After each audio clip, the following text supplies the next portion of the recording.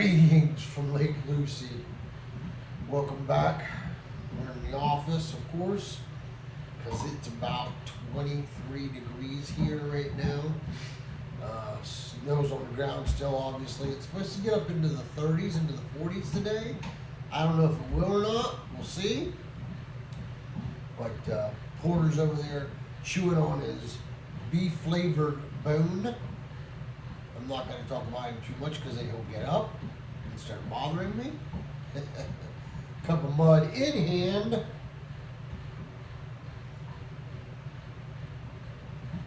I'm still using my AJ Fernandez H. Upman mug that was so kindly gifted to me by a rep.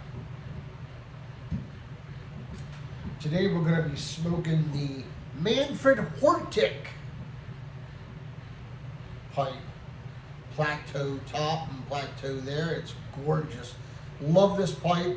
This pipe was given to me as a gift, as a token of friendship in the great country of Switzerland by Sven Steinman. What a great feller he is. I'm using the trusty Zippo today.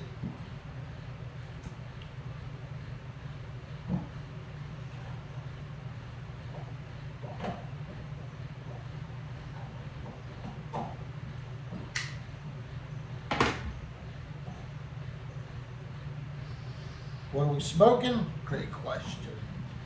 I'm using my handy dandy hand carved tobacco bowl that I love. It's so small. I like it because it's smaller, because then I can fit it in my pipe pouch and take it with me somewhere if I need to. I really like that. I told him to make something that's decent size but yet smaller.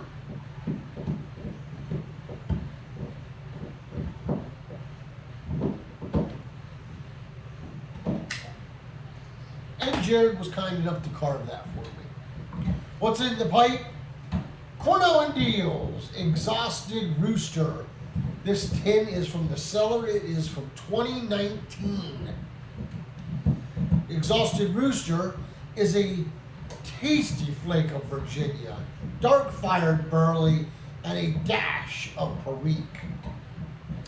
Blended especially for the 2008 Chicagoland Pipe Show. I guess it took off so well they decided to make it a product that was on just regularly made. I think they changed the label on that tin since, and they could change the artwork a little bit maybe. I don't remember if they did or not, but that's an old tin obviously.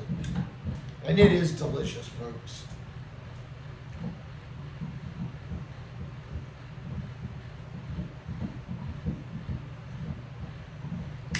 Will there be a review on it coming up? Absolutely. I'm using my handy dandy Wile E. Coyote tamper, gifted to me by the lovely couple of Raphael and Lady Fire. That will always be treasured.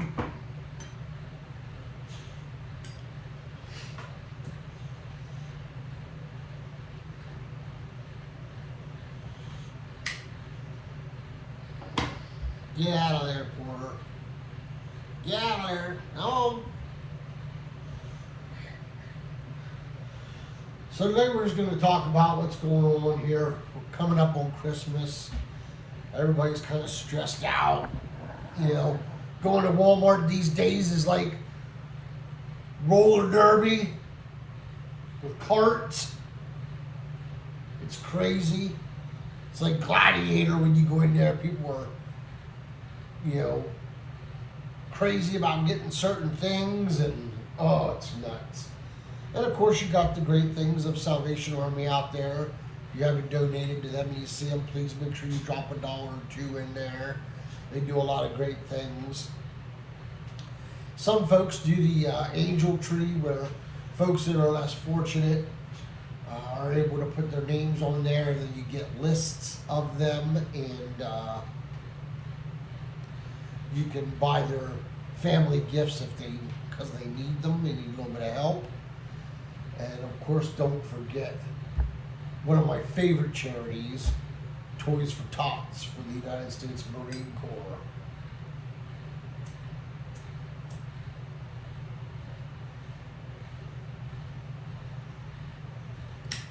I saw a video that kind of spurred this whole thing. I guess it's considered Wacky Wednesday. Her family, she put her and her kids on this. They applied for the Christmas tree thing. And she complained about what they were given. Like, are you kidding me? She wasn't happy because she wanted a Nintendo Switch and got something else more appropriate for that age. Her one child wanted a bike. She said the bike seemed to be a cheaper bike. Okay, so the first toy was like, the first electronic thing that they bought was like over $200, according to my research. They bought a bike, which bikes are not cheap, let's be honest. And then they gave diapers for the youngest. She wasn't happy about that because they weren't the brand name that she likes to use.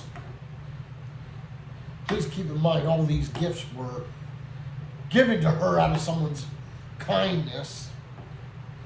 And then last but certainly not least, the 13-year-old that she had just wanted a gift card so she could pick out whatever she wanted, makeup or clothes or whatever.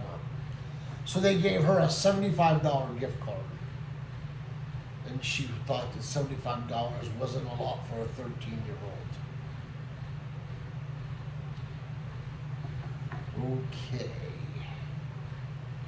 Because I know when I was a kid, my favorite Christmas gift every year, which I always got, more of than anything else, were brand new breeches and flannel shirts. Every year I always got at least one flannel shirt every year, and socks, of course. And then of course our favorite candies were always in our stockings.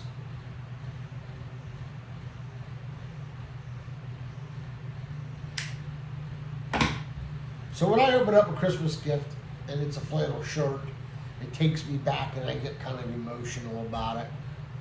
I know that sounds ridiculous, but it just brings back great memories of it. And I haven't really gotten any flannel shirts really since then. So one year my mom got me a flannel shirt before she passed, and brought back a lot of memories, and I got a little emotional. And my mom got a little emotional too because she remembered why it meant so much to me, and it was always really cool to have those. Long Johns was always something I got too, because I wore them hard. You know, when you were a kid, you know, you wore them things hard. I still wear a lot of flannels and stuff that I'm pretty hard on them. I have about 6 flannel shirts right now. If I'm counting correctly, I think I got 6. And I just love them. They're comfortable.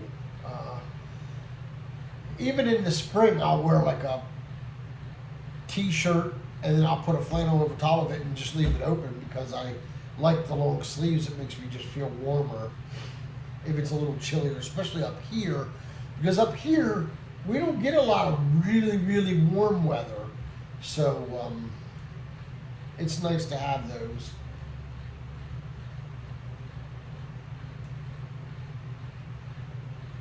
But it kind of blew my mind that somebody would put their name on that list, be gifted so many wonderful gifts for their children, and of course they're anonymous, so the mother gets to put her name or Santa Claus on the thing. You're not allowed to wrap them when you do that, and that lets them do it and makes them feel a little more the parent feel a little better about it, and that's great. I love that. And but to be that ungrateful and to do a video about it is insane. I'm stunned. It's like, holy cow.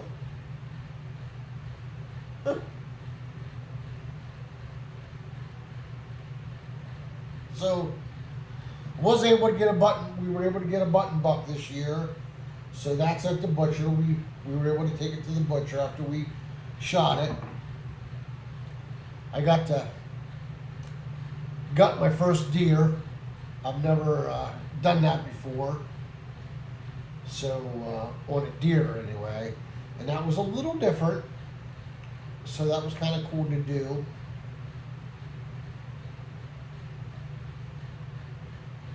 Take it to the butcher shop, and then you feel like a knucklehead taking a button buck in there, and you got guys in there that are bringing monsters in. This one dude brought a 10-point in, and I mean, that thing was gorgeous. Beautiful rack. It was nice. It was formed real beautifully. He was a nice sized buck as well, so he'll get plenty of meat out of that thing. And I'm very grateful for the button buck, because I'll tell you what, I'll get a good amount of meat out of it. He wasn't very big, but he was big enough to give me at least, I would say probably 25, 30 pounds of burger, along with some steaks and some roasts out of it. That's what I ordered out of it anyway.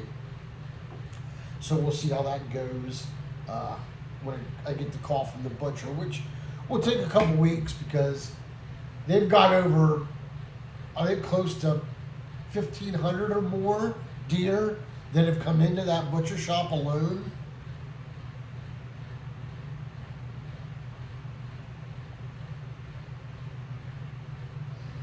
So that's kind of crazy. Guys, if you have not had Cornell and Deal's Exhausted Rooster, you really, really got to check that out, because that's a really good blend, folks. Really good blend.